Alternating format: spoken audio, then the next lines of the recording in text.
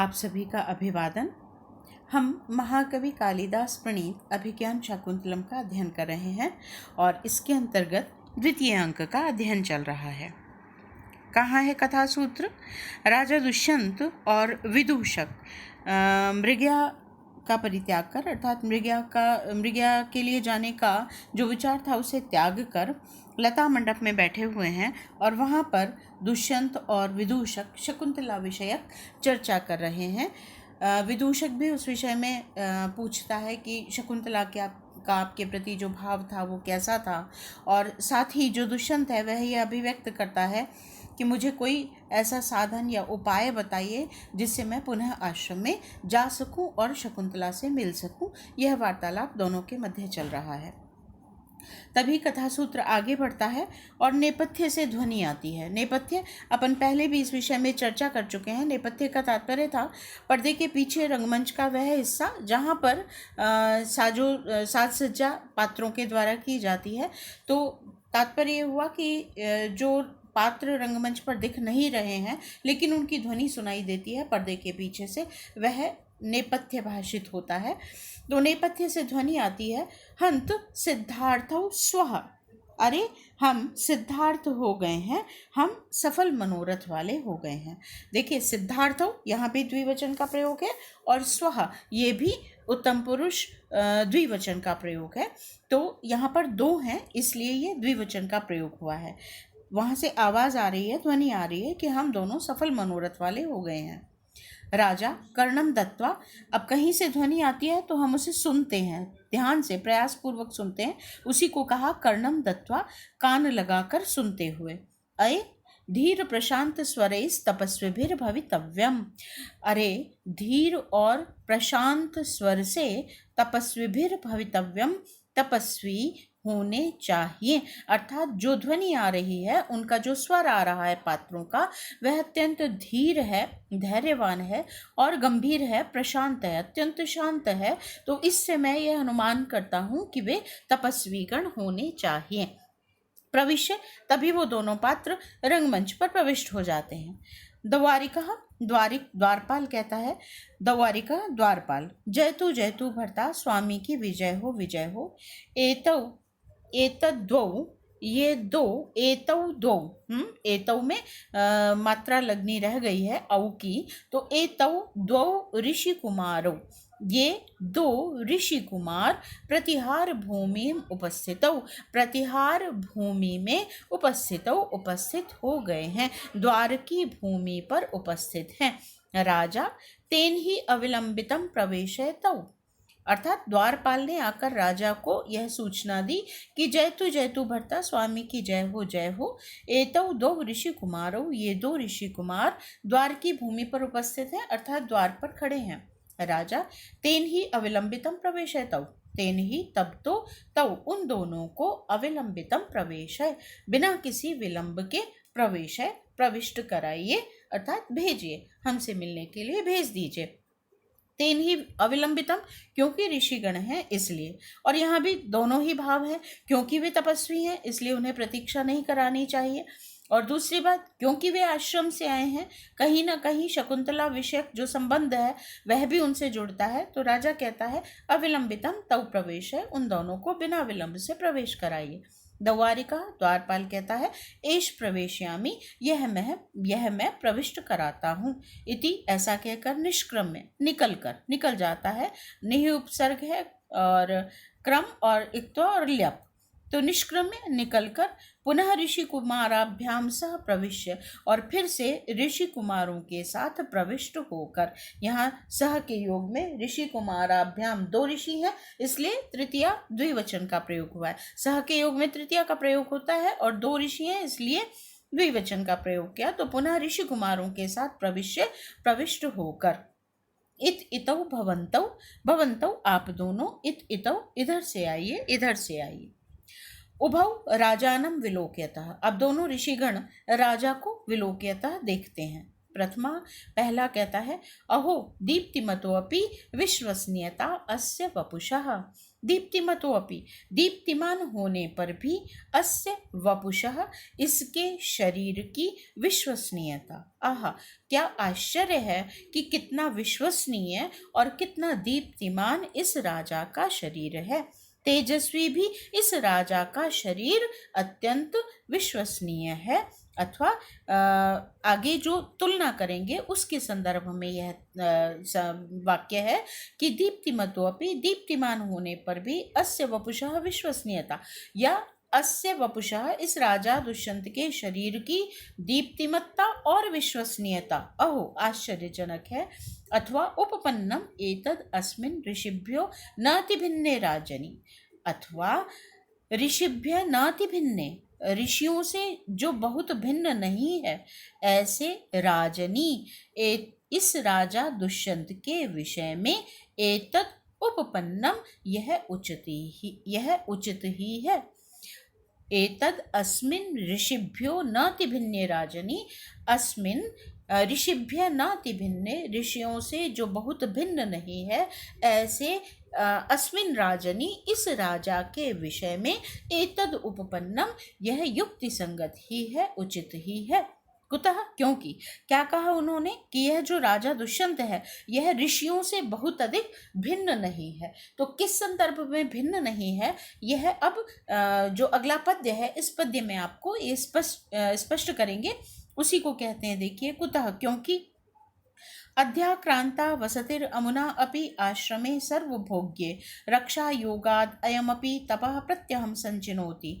अस्यापि द्यां स्पृशति वशिनश्चारण द्वन्द्वगीतः पुण्यशब्दो मुनिरिति मुहुः केवलं राजपूर्वः। अब यहाँ पर इन्होंने ये कहा ही है कि इसके आगे केवल यह ऋषियों से बहुत अधिक भिन्न नहीं है। तो इसका तात्पर्य हुआ कि जो पद्य में बात कह रहे हैं ऋषिगण, वह कहीं न कहीं राजा से भी संबद्ध होगी और वह ऋषि से भी संबद्ध होगी। तो स्पष्ट है कि यहाँ पर श्लेष अलंकार का प्रयोग मिलेगा। श्लेष अलंकार कहाँ होता है? जब एक ही शब्द से एक से अधिक अर्थ श्लिष्ट होते हैं, चिपके हुए होते हैं, अर्थात वह अनेक अर्थों का वाचक बनता है, तो श्लेष अलंकार होता है। अब यहाँ इन्होंने कहा राजा ऋषि से बहुत भिन्न नहीं है। इसका तात्पर्य हुआ कि प्रत्येक विशेषण जो राजा के संदर्भ में प्रस्तुत है वह ऋषि के संदर्भ में भी प्रस्तुत होगा ही। तो हम दो अर्थों में ही इस पद्य का अध्ययन करेंगे, फिर उसके बाद उन्हें संयुक्त करते हुए इसे पढ़ेंगे। तो पहले हम ऋषि के संदर्भ में इस अर्थ को लगाते हैं कि अध्याक्रांता वसतिर् अमुना अपि आश्रमे सर्वभोग्ये। अमुना, ऋषियों के द्वारा, इन ऋषियों के द्वारा, सर्वभोग्य, सभी के द्वारा भोग के योग्य, आश्रमे, गृहस्थ आश्रम में, वसति अध्याक्रांता, वसति वास को, निवास को बनाया गया है। ऐसे ऋषिगण जो गृहस्थ आश्रम में रहते हैं, तो उस संदर्भ में कहा जा सकता है, कहा गया है। तो ऋषियों के द्वारा सर्वभोग्य, सर्वेषां वा भोग्य, सभी के द्वारा आश्रयणीय, या हम कहें कि तो सर्वभोग्य अर्थात सर्वे बटुभि पाठार्थम आश्रयणीय, सभी ब्रह्मचारियों के द्वारा, बटुकों के द्वारा पाठ के लिए, अध्ययन के लिए आश्रय के योग्य, आश्रमे, गृहस्थाश्रम में, अथवा आश्रम में, तपस्वियों के आश्रम में। अर्थात अमुना, इन ऋषियों के द्वारा, सर्वभोग्य, सभी बटुओं, ब्रह्मचारियों के या अध्येताओं के द्वारा आश्रय के योग्य, आश्रमे, तपोवन में, वसति अध्याक्रांता, निवास को स्वीकार किया गया है। रक्षा योगात, रक्षा के लिए योग, रक्षा के लिए अर्थात शरीर और धर्म की रक्षा के लिए योग को करते हुए, अष्टांग योग का आचरण करते हुए ये ऋषिगण प्रत्यहम, प्रतिदिन, तपः संचिनोति, तपस्या का संचयन करते हैं। ठीक है। तपस्या का प्रतिदिन संचय करते हैं। किस तरह से? रक्षा योगाद अयमपि, रक्षा के लिए, धर्म की रक्षा के लिए, अपने शरीर आदि की रक्षा के लिए, योगात योग आदि के माध्यम से, अष्टांग योग आदि का आचरण करते हुए, प्रत्यहम प्रतिदिन, तपः संचिनोति, तपस्या का संचयन करते हैं। तपस्या का भी हम कर सकते हैं श्रेष्ठ कर्मों का, या चांद्रायण आदि व्रत रूप, समाधि रूप जो तपस्या है उसको उत्पन्न करते हैं, संचित करते हैं। वशिनः, जितेंद्रिय, इंद्रियों को वश में रखने वाले, संयमी, अपनी इंद्रियों को अपने वश में रखने वाले, ये ऋषिगण या ये मुनि, जिसके विषय में राजा की तुलना हो रही है कि मुनि शब्द और राजा दुष्यंत की। तो जितेंद्रिय, इंद्रियों को वश में रखने वाले ये जो मुनि हैं, इनका चारण द्वंद्व गीता, चारण द्वंद्व शिष्य युगलों के द्वारा गीत गाया गया, पुण्य मुनि शब्द, पवित्र मुनि शब्द, द्याम स्पृशति, द्युलोक का स्पर्श करता है। जितेंद्रिय इन ऋषियों का द्वंद्व शिष्य युगलों के द्वारा, चारण द्वंद्व गीता शिष्य युगलों के द्वारा उच्चरित या विविध शाखाओं का अध्ययन करने वाले शिष्य युगलों के द्वारा उच्चरित मुनिरिति पुण्य शब्द, पवित्र ऐसा मुनि शब्द या पवित्र मुनि शब्द, द्याम स्पृशति, मुह पुनः पुनः बार बार द्याम स्पृशति, द्युलोक का स्पर्श करता है। ठीक है, ये मुनि के संदर्भ में। अब हम इसे राजा के संदर्भ में पढ़ते हैं। अमुना भी, इस राजा दुष्यंत के द्वारा भी, सर्वभोग्य, सभी के द्वारा उपभोग के योग्य, आश्रमे, गृहस्थ आश्रम में, वसति अध्याक्रांता, निवास को किया गया है, निवास बनाया गया है। अर्थात यह राजा दुष्यंत ऋषि जैसे तपोवन में निवास करते हैं, ऐसे ही यह सभी के द्वारा उपभोग के योग्य गृहस्थ आश्रम में निवास करता है। ठीक है, सर्वभोग्य, सभी के द्वारा उपभोग के योग्य, आश्रम में अर्थात गृहस्थ आश्रम में, वसति अध्याक्रांता, निवास किया गया है, बनाया गया है, आश्रय लिया गया है। रक्षा योगात, प्रजा आदि की रक्षा के योग से, प्रजा आदि की रक्षा रूप योग से, अयमपि यह राजा दुष्यंत भी, प्रत्यहम प्रत्येक दिन, तपः संचिनोति, तपस्या का संचयन करता है। प्रतिदिन षष्ठांश रूप धर्म का और प्रजा के रक्षण रूप कार्य से, प्रत्यहम प्रत्येक दिन, तपः संचिनोति, तपस्या का संचयन करता है। जब व्यक्ति अपने कर्म को भली भांति संपादित करता है तो उस जैसे प्रजाजन की रक्षा करने रूप जो योग है, कार्य है, उससे वह मानो अपने कर्म को सही ढंग से करता हुआ प्रत्येक दिन तपस्या का संचय कर रहा है, षष्ठांश रूप धर्म का या तप का संचयन करता है। वशिनः, दुष्ट मनुष्यों को अपने वश में रखने वाले, वश में करने वाले, दुष्टों को वश में रखने वाले इन राजा दुष्यंत का चारण द्वंद्व गीतः, चारण द्वंद्व, चारण कहते हैं जो राजाओं की प्रशंसा में निरंतर गीत गाया करते थे, चारण भाट आदि, उसके लिए कहा गया है कि वशिनः, दुष्टों को, शत्रुओं को अपने वश में रखने वाले इस दुष्यंत का चारण द्वंद्व गीतः, चारण युगल के द्वारा, भाट चारण युगलों के द्वारा गीता गाया जाता हुआ, पुण्य मुनिरिति शब्द, मुहु केवलम राजपूर्वः, केवलम राजपूर्वः, केवल राज जिसके पूर्व में लगा हुआ है, ऐसा पुण्य पवित्र, मुनि इति शब्दः, मुनि यह शब्द, ऋषि यह शब्द, मुहु पुनः पुनः गाया जाता हुआ, द्याम स्पृशति, द्युलोक का स्पर्श करता है, स्वर्गलोक को छूता है, आकाश को छूता है।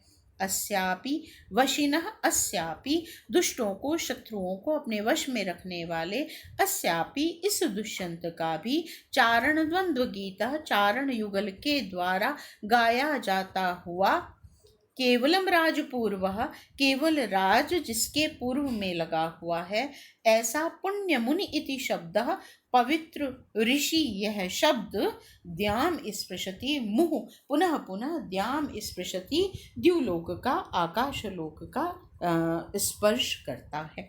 क्या कहा यहाँ पर? भाव क्या है कि यह राजा दुष्यंत ऋषियों के तुल्य ही है।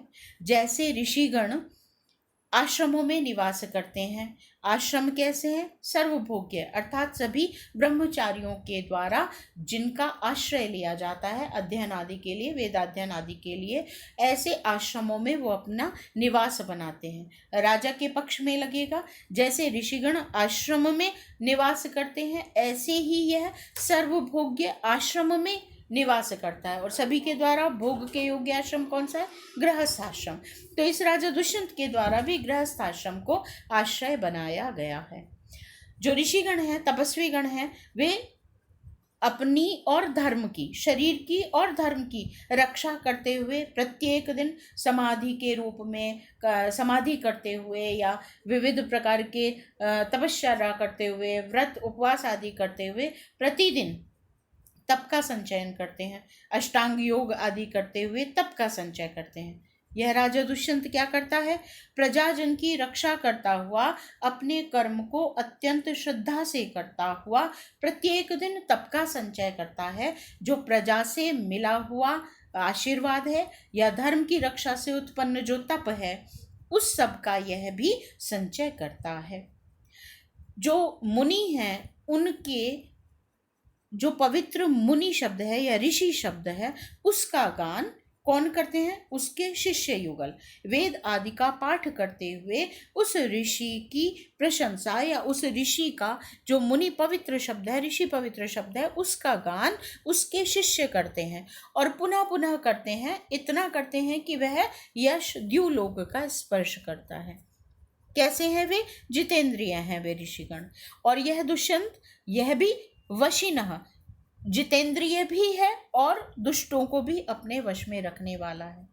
जैसे उनके शिष्य युगल उनका पवित्र ऋषि शब्द का गान करते हैं ऐसे ही इस राजा दुष्यंत के जो चारण युगल हैं, प्रशंसा में गीत रचने वाले हैं, वे भी इसके ऋषि शब्द का गान करते हैं। बस इसके ऋषि शब्द में केवल राज शब्द पूर्व में लगा हुआ है, उनको हम ऋषि कहते हैं और दुष्यंत के लिए राजर्षि पद का प्रयोग होता है। तो जिस ऋषि के पूर्व में केवल राज पद लगा हुआ है ऐसा इसका प्रशंसात्मक गान द्युलोक को स्पर्श करता है। यह दोनों की तुलना या श्लिष्ट भाव से कहते हुए अभिव्यक्त किया गया है। अब इसे पुनः देखिए। अमुना अपि इस राजा दुष्यंत के द्वारा भी सर्वभोग्य सभी के द्वारा, सभी ब्रह्मचारियों के द्वारा भोग के योग्य आश्रमे तपोवन में जैसे वसति अध्याक्रांता निवास को बनाया जाता है ऐसे ही अमुनापि इस राजा दुष्यंत के द्वारा भी सर्वभोग्य सभी के द्वारा भोग के योग्य आश्रमे गृहस्थाश्रम में वसति अध्याक्रांता निवास को बनाया गया है, निवास किया गया है या निवास किया जाता है। सभी के द्वारा आश्रयणीय गृहस्थाश्रम में निवास किया जाता है, आश्रय लिया जाता है।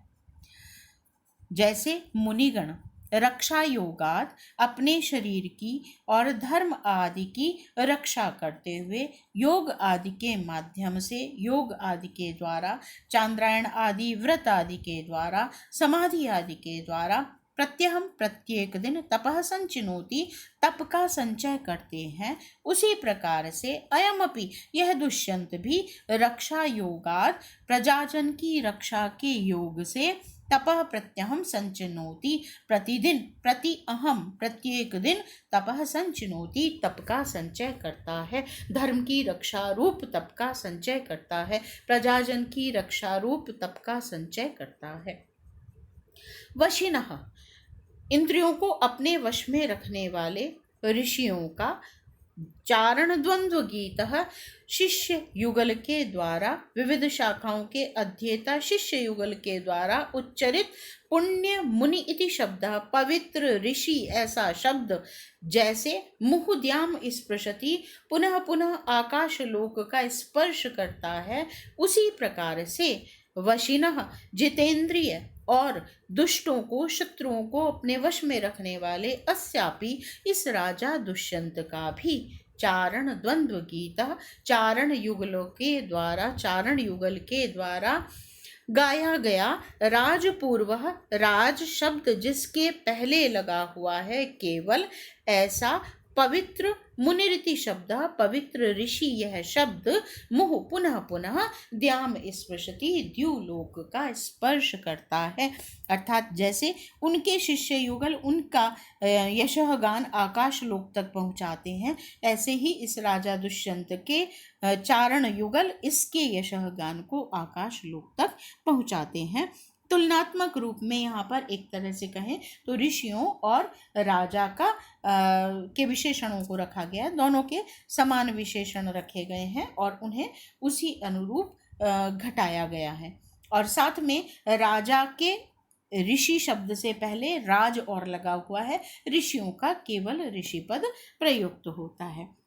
व्याकरण देखिए इसकी, सर्वभोग्य सर्वेभ्य सर्वैवा भोग्यम तस्मिन्, सभी के द्वारा भोग्य योग्य, तृतीया तत्पुरुष समास हो गया यहाँ पर, और तस्मिन् सप्तमी विभक्ति का रूप बना सर्वभोग्य, तृतीया तत्पुरुष समास है और तस्मिन् लगाकर अर्थात सप्तमी विभक्ति का रूप बनाया है सर्वभोग्य।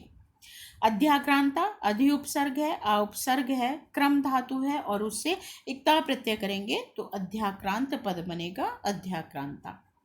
रक्षा योगात्, रक्षायाः योगः तस्मात्, रक्षा का योग, षष्ठी तत्पुरुष समास हो गया, षष्ठी का लोप होने के कारण रक्षायाः षष्ठी है तो रक्षायाः योगः, रक्षा योगः षष्ठी तत्पुरुष, और तस्मात् अर्थात पंचमी विभक्ति एक वचन का रूप बना रक्षा योगात्।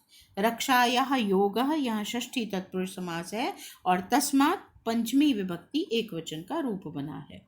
प्रत्यहम अह अह प्रति, प्रत्येक दिन, अह कहते हैं दिन को, तो जब हम इसका विग्रह करते हैं तो कहते हैं अह अह प्रति, प्रत्येक दिन। अव्यय भाव समास होता है, प्रति अव्यय है, जब समस्त पद बनाते हैं तो अव्यय का पूर्व निपात हो जाता है, पहले लग जाता है अव्यय आकर, ठीक है। तो प्रत्यहम अह अह प्रति अव्यय भाव समास। राजपूर्वः, राजा इति शब्दः पूर्वस्मिन् यस्य सः, राजा केवल जिसके पूर्व में लगा हुआ है ऐसा, तो ये दुष्यंत का विशेषण या दुष्यंत के लिए कथित हो गया, बहुव्रीहि समास हो गया यहाँ पर। चारण द्वंद्व गीतः, चारणानाम द्वंद्वानि, चारणों के युगल जोड़े, षष्ठी तत्पुरुष है यहाँ पर, तो चारणानाम द्वंद्वानि और तई गीतः उनके द्वारा गाया गया, तो पहले षष्ठी तत्पुरुष समास और फिर द्वंद्वई गीता यहाँ तृतीया तत्पुरुष समास, ठीक है।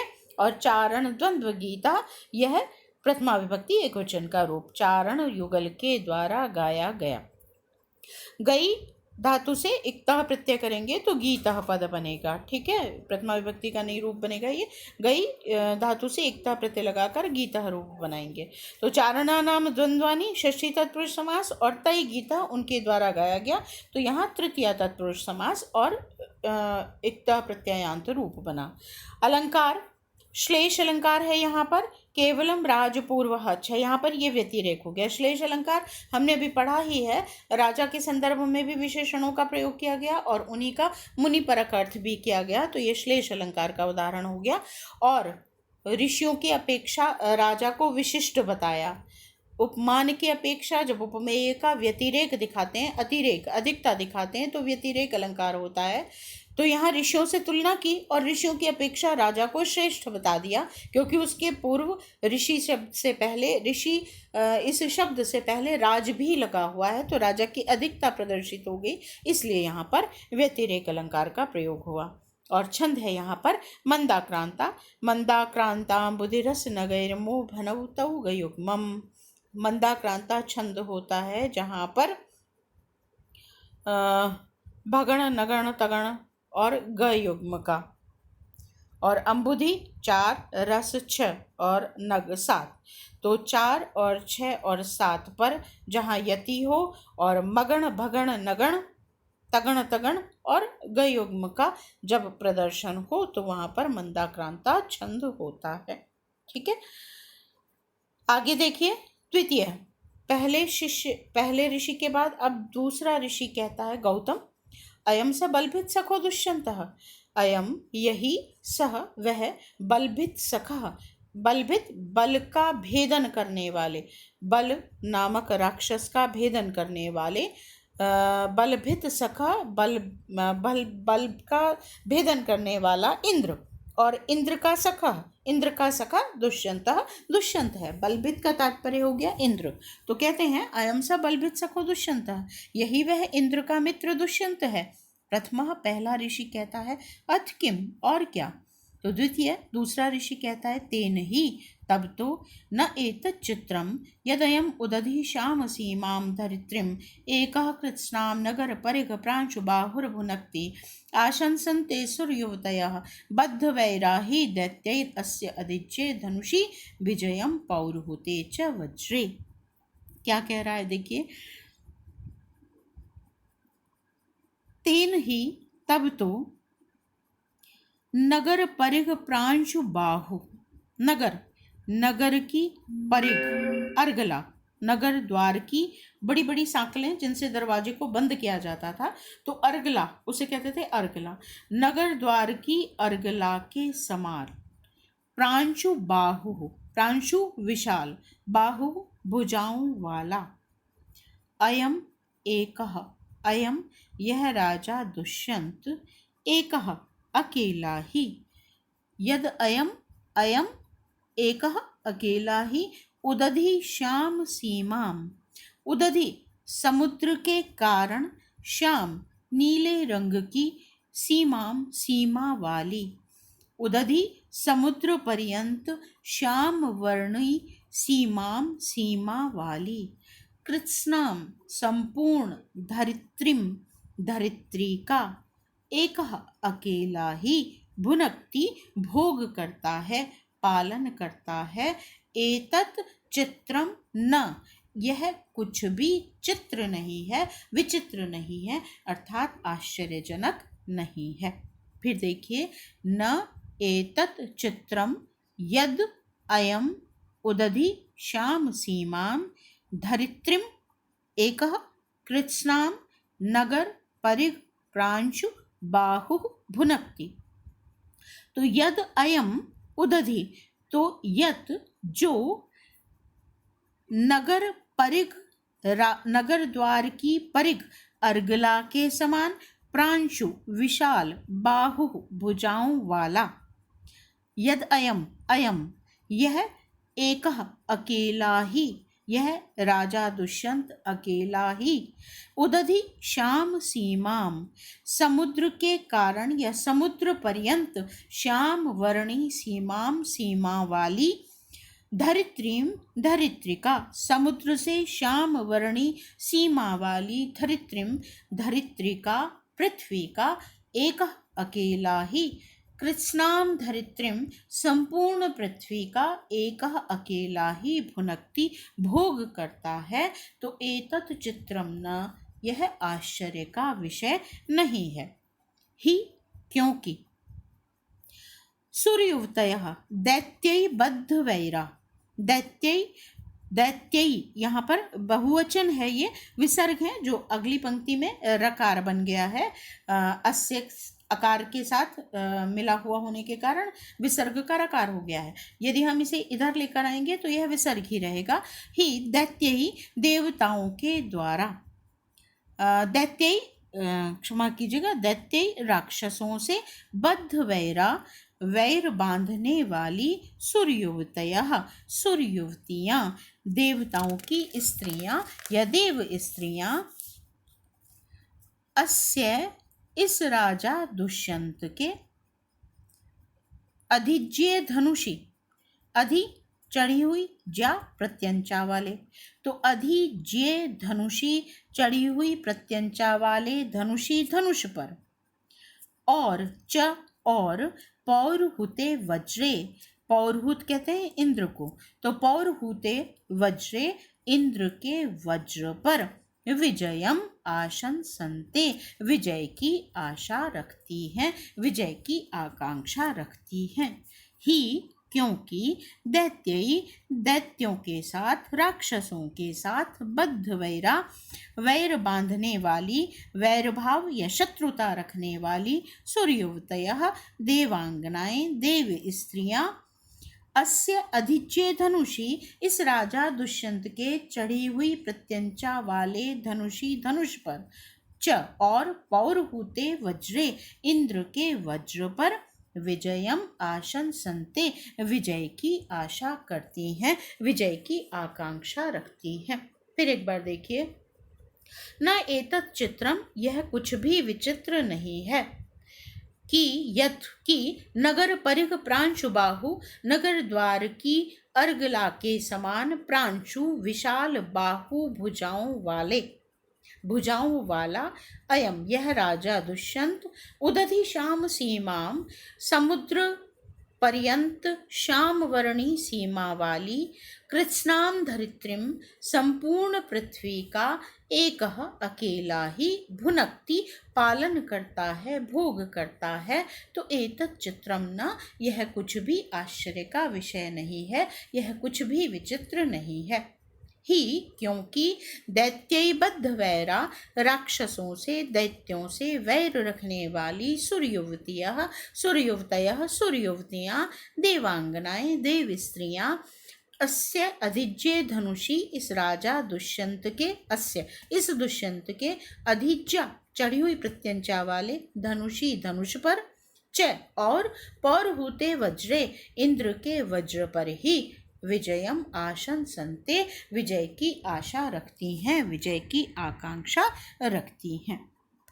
व्याकरण देखिए, न एतत् चित्रम, न एतत् चित्रम, तो न एतत् यहाँ वृद्धि संधि हो गई, अकार और ए और ऐ आदेश होकर वृद्धि संधि हो गई, नैतत्, और तकार है आगे चकार है, इसलिए शुत्व संधि हो गई, स्तोषु नाशु सूत्र से त का च परिवर्तित हो गया, तो एतत् चित्रम हो गया। तो न एतत् चित्रम, वृद्धि और शुत्व संधि दोनों।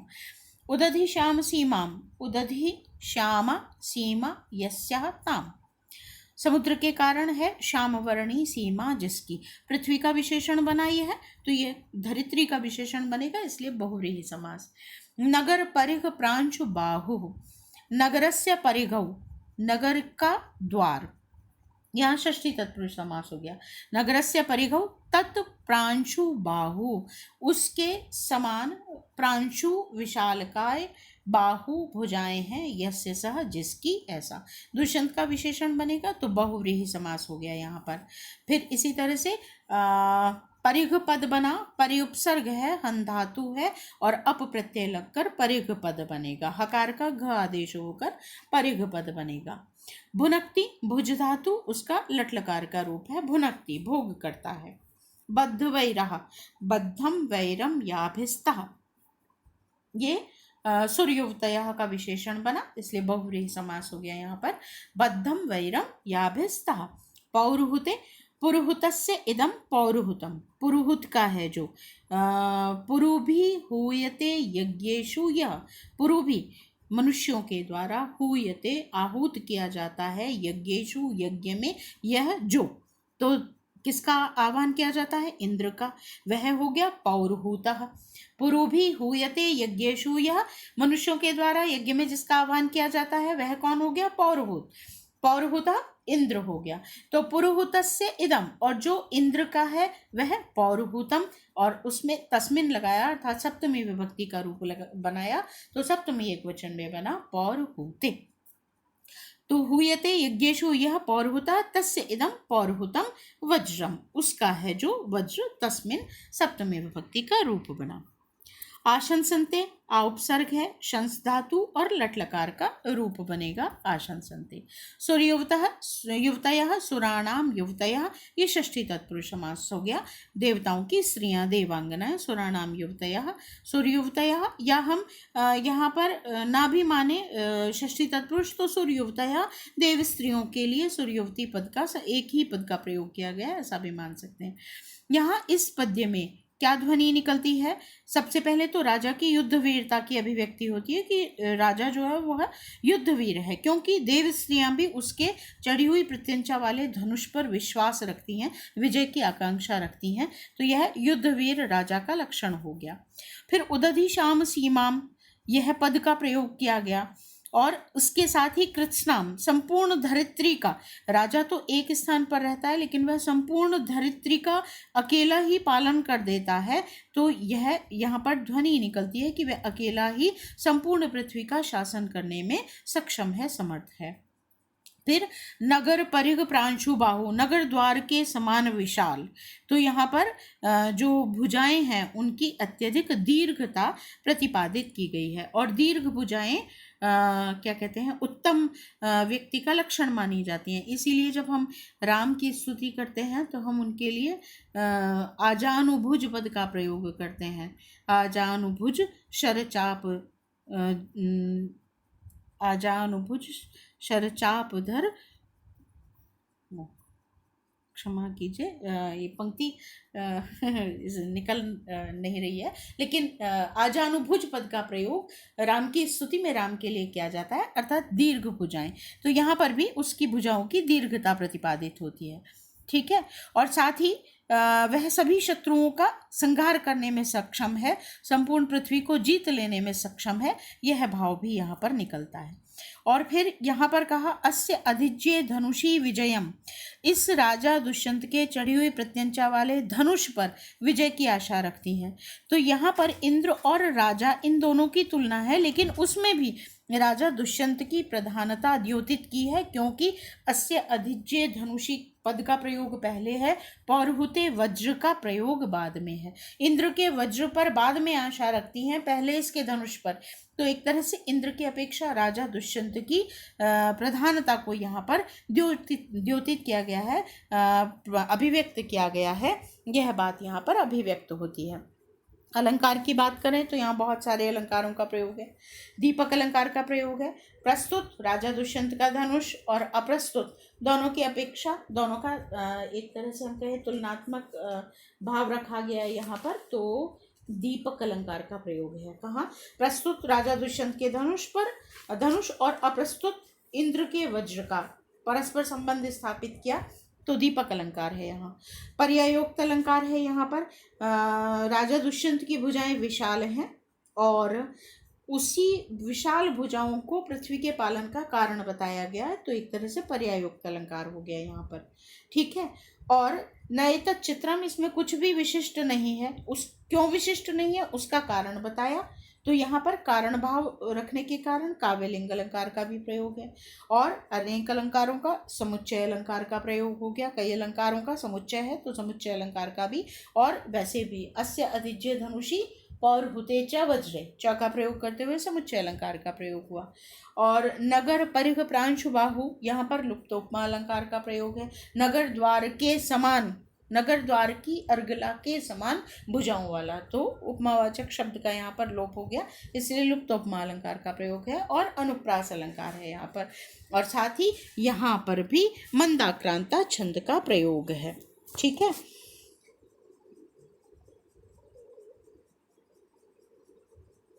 हाँ, वो पंक्ति है आजानुभुज शरचाप धर संग्राम जित खर दूषणम, है ना। राम की स्तुति में जो पंक्ति आती है, तो वह स्मरण करने के लिए एक क्षण अपने दिमाग को मैंने शांत किया, और फिर तो आजानुभुज, उन राम की भुजाएं घुटनों तक लंबी हैं, अर्थात दीर्घ भुजाएं प्रभावशाली व्यक्तित्व का लक्षण मानी जाती हैं। इसीलिए यहाँ पर राजा दुष्यंत की भुजाओं को कहा गया है कि वह नगर द्वार की अर्गला के समान विशाल भुजाओं वाला है। ठीक है, तो यहाँ पर उसकी भुजाओं की दीर्घता ध्वनित होती है। तो आज के लिए इतना ही, धन्यवाद।